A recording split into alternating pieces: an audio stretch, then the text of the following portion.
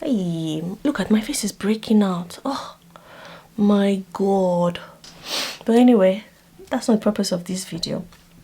I'm doing like chop and fix or whatever on a few days in my life as a business analyst. So I'm currently doing I woke up this morning and I know I'm saying something girls, and my son went to school. We have this app that I use to track that he has gotten to school, and I see on the app that he's coming back home. So when he got back home, I was like, you're gonna be late. Gate closes at 8:20 and he's back home at 8:15, and he forgot something, so I had to drive and drop him. So I didn't get to do my facial. I haven't done my morning routine. I had my bonnet on, so I just took it off for the video.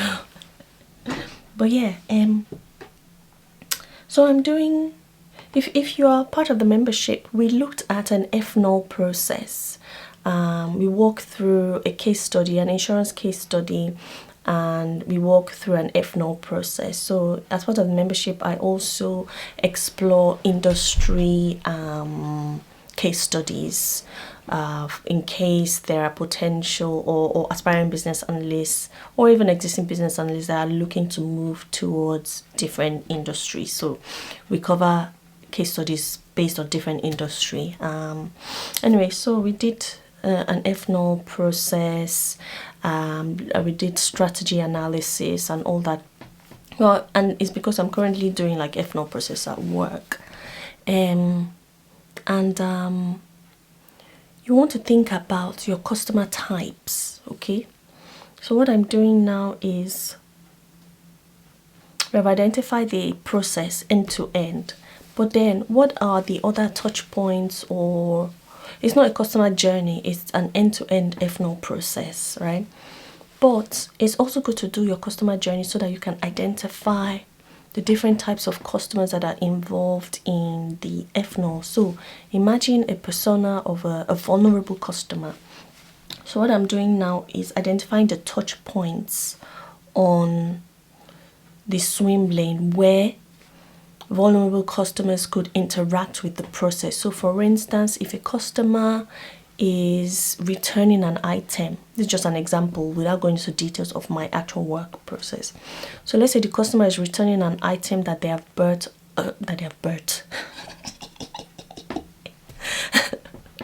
so let's say the customer is returning an item that they have bought, or they would like to return the item and they've taken it to the store, right, for a warranty, right? So let's say the organization does warranty for like white goods, like a washing machine, microwave, all those sort of things. How you've taken it back to the shop because it's faulty. How do we explain the process to a customer that is vulnerable? For instance, a customer that has hearing impairment. I'm not okay this morning. My lips are so dry. So for example, a customer that has hearing impairment or visual impairment, or a customer that has any sort of other issues like mental issues, and they struggle to understand things. Somebody that could be dyslexic, somebody that has ADHD, right? In order for us to ensure that we are meeting those customer needs, how do we attend to the customer? Because we can't perform the same customer service process for those types of customers. That makes sense. It's very interesting. Business analysis is very interesting, isn't it?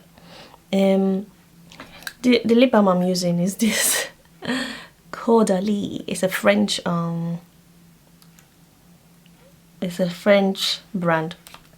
But anyway, yeah, so it's really very interesting.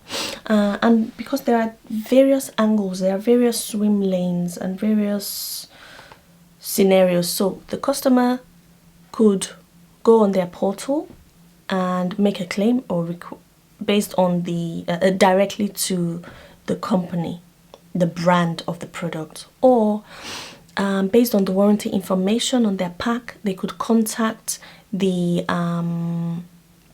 insurance provider, directly to say, okay, or they could go into the store that they have bought the product, right? So these are the different ways that the customer could report report a first notification of loss. Very interesting. I love it. Let's do a case study. I'd like to do a case study again. I'll revisit it with my members because we do case studies every month. And then every quarter we do 3 days case studies, really going into the detail of a project, all within the membership. So if you're interested, click the link in description to join our membership space. But anyway, so what I'm now doing is identifying for these 3 scenarios where the customer can also call, make a phone call. So anyway, for the various scenarios that the customer interacts with the organization, because the organization is the center, the provider of the insurance, through various means, through in-shop products purchase, through online product purchase, right? No, it's just so, I love business analysis. It's quite very interesting, eh? But anyway, so I'm identifying all those various areas, the high level big picture. What areas is the customer touch points with this in these various scenarios, and what do we need to think about when it comes to vulnerable customers? So for instance, if I look at the big picture, right, it says that the customer initiates an FNO, first notification of loss, through various channels. So again, they can go into the store, they can come directly to the insurance provider, or they can go to the brand, right, the brand name. Let's say, for instance, I don't know, Hot Point. Is that a brand for washing machine? I don't even know the brand of my own washing machine. Or like, the brand of the Samsung, for instance, the brand of the television, right? Samsung. That one came because we use Samsung TV. But anyway, so they will either phone directly, they can either visit the store that they bought it from, or they can call the insurance provider, right? So how do we want to attend to the customer as the insurance provider if they call us? How do we know that the customer is a vulnerable customer and has special needs? How do we know that, So we need to consider these because of external environmental impacts, such as regulatory requirements that impact the insurance sector, right? So there could be a regulatory requirement that for you to be able to service customers, for you to meet certain regulatory requirements, and to make sure that you are following the rules, to make sure that your insurance company is following the rules, you need to make sure that you have things in place to serve vulnerable customers, Very interesting, isn't it? So yeah, this is what I'm doing. I'm trying to make sure that those touch points are called out so that we can then check, do we have vulnerable customer considerations here? If we don't, what can we do to make sure we are meeting their needs, and in turn meeting the external body that requires us to do this, so that we're not disobeying any laws, any rules, right? So you see, so that's what I'm doing anyway. What systems are we using to identify? Where does it come from? Amazing. So I've already mapped these swim lanes a while ago, and it's just, again, as business analysts, you could have done work a while ago, and then there are some other considerations that weren't taken, and then you might have to go back. So it's, again, you have to refresh your memory to remember, oh, this is what I did. How can I come back and remind myself? It also happens when we write user stories, when you've already finished writing and like it's all at the bottom of the backlog, and then again when it's time to bring it up as part of the priority to the sprint, you have to go back and review with the dev team, and dev team are asking you a question and you're like, I don't even remember this story. So these are areas of day-to-day life of business analysts that you can come across. Just set your expectations, and this is why I'm doing these chops of videos. It's cold. I need to put on my heating. to help you, right, to set expectations. It's Friday today. On Fridays I generally have no meetings Fridays, but you just never know. There could be any urgent requirements, any urgent meetings that can be put in, but generally I have no meetings and I can just do the work, the documentation before Monday and all that. But yeah, that's it. I thought I'll just jump on here and quickly share that with you. No structure. I like these types of videos where there's no structure. It's just, oh, I just remember something, let me tell you, right? And I'll try to be doing these sorts of videos on and off depending on how my day goes, right? Yeah, that's it. I hope you guys have enjoyed this, and I hope you've learned something about the day-to-day of business analysts. And yes, please share. Let me know what you think in the comments, if you can relate, if you've experienced this before, and how interesting business analysis is. So in my day-to-day videos that I'll be sharing, it's just to share with you how my day is going, and how interesting business analysis is.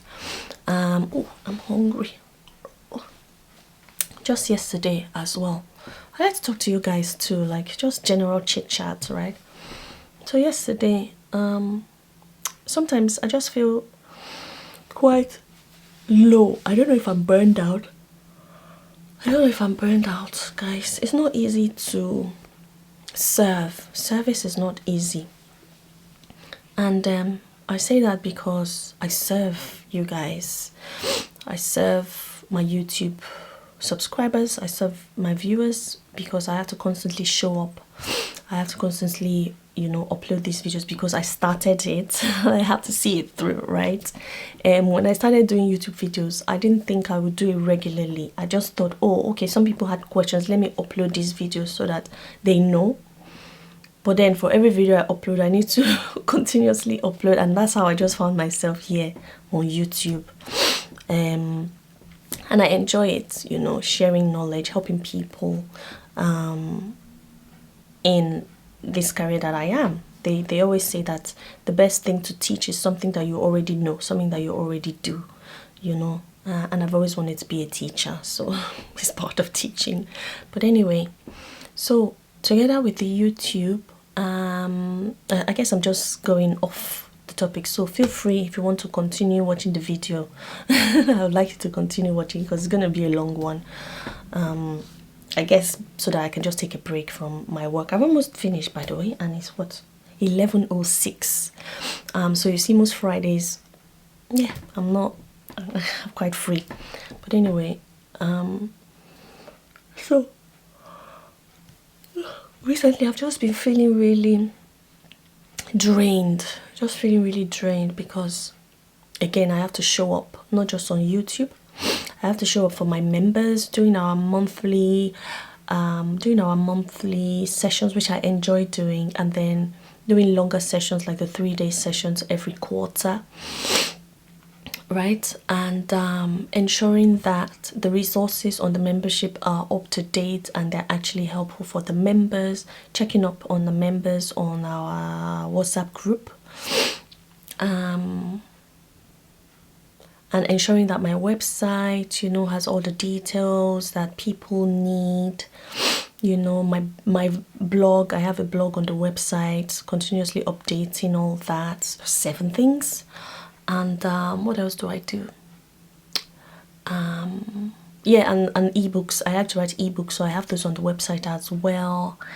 And then updating people about the course, the boot camp, which is starting in May.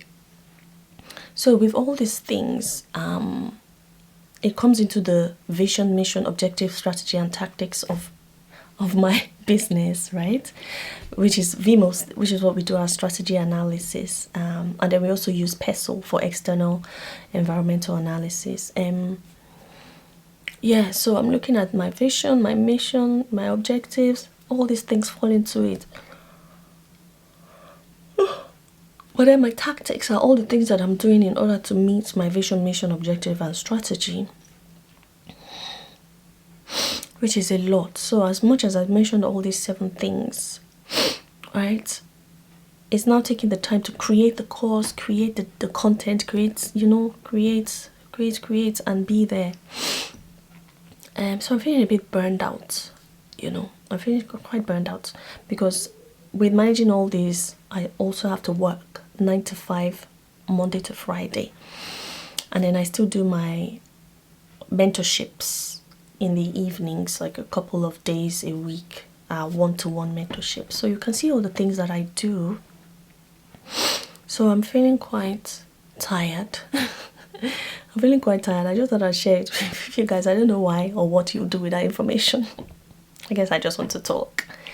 Yeah, so I need to really perform business analysis on the things that I'm doing. Like I said in the previous video where I talked about burnout, I think I want to do a lot of things, but I need to make sure that I'm prioritizing, I'm taking self-care, and managing my time, which I'm doing really well. But I'm feeling quite tired. Yeah. But anyway, that's it. I try to rest on weekends and not do anything at all. So I think that helps. That really helps. But yeah, I'm just trying to think of what to do. I'm sorry guys, I've not eaten today. And I tend to yawn a lot when I haven't eaten. I don't know if you do that as well. I'm tired. But yeah, that's it. I just need to take some time. I'm going on holiday in May. I'm off to Portugal for a retreat thing that my friend runs. I'll share videos on here, like a vlog for you as well, to see what I do in in my off times. But I have 2 days there that I'm not doing anything, so I'm planning to use those 2 days to just really make sure that my plans for the rest of the year are in order. I don't know if waiting that long is is not realistic, but anyway, yeah. But yeah, there's a lot going on this year for me. Yeah, and like I said, I was telling my husband to 9 to 5 is not it, so it's not it. But I always try to remember that as much as 9 to 5 is not it, being an entrepreneur and running your business also is not it. It's finding the balance. I wish I could live where I don't have to work and just be rich. Just be rich.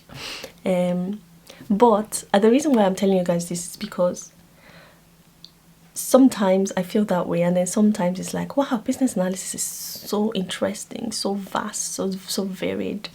There's so many different things we get to uncover, and the brain, the way the brain works is magnificent. So it's just amazing, right? And then sometimes I speak to my husband I'm just tired of working. I don't want to do it anymore. And then some other days I'm like, hold on, I actually enjoy doing this. I actually enjoy doing it. And it's unbelievable, to be honest, because business analysis wasn't my dream. It wasn't my dream. And I wouldn't say it is my dream, but it's helping me to achieve my dreams, and I'm actually enjoying it. Like they say in this life, whatever job that you do, just have to hope and pray that you enjoy it. When I started doing this job, it wasn't what I wanted to do. I didn't enjoy it. I didn't want it. But there's only so much there's only so much negative energy you can put into something and it won't work, right? And because there was nothing else for me to find in that moment when I started and became a business analyst, I had to reframe my mindset to say, stop putting so much negative energy into this and actually reframe your mindset, think positive, and try to implement that in your job. Not so that you love it, but so that you can achieve the things that you actually love through it, you know. And because I reframed my mindset and started to implement those positive thinking into it, unknowingly I started to actually love what I do. Yes, there are days that I feel like, oh, I hate this job. I hate this job. I just want to quit and not ever come back. But those are days where, like, we experience difficult stakeholders, days where we receive negative feedback, or days where I just don't want to wake up early and show up at 9 a.m. I just want to sleep. I just want to sleep and rest, and I think it happens all round. That's what I think. With anything that you would want to do, I feel like it happens all around. Whether it's a job that you love, a job that you don't love. For jobs that you love, I'm sure that there are days that you just don't want to show up, and you just can't be asked. And these are all just normal things. Again, I like to share personal stories because I feel like there might be somebody out there that relates, and I feel like it might help as well people. So I'm going to stop there and get back to my work. But that's it for today. Happy Friday, everybody. I hope you're enjoying your Friday, and yes, and I hope you found some value in this content, even though it wasn't structured. And that's it. I'll see you in my next one. Peace.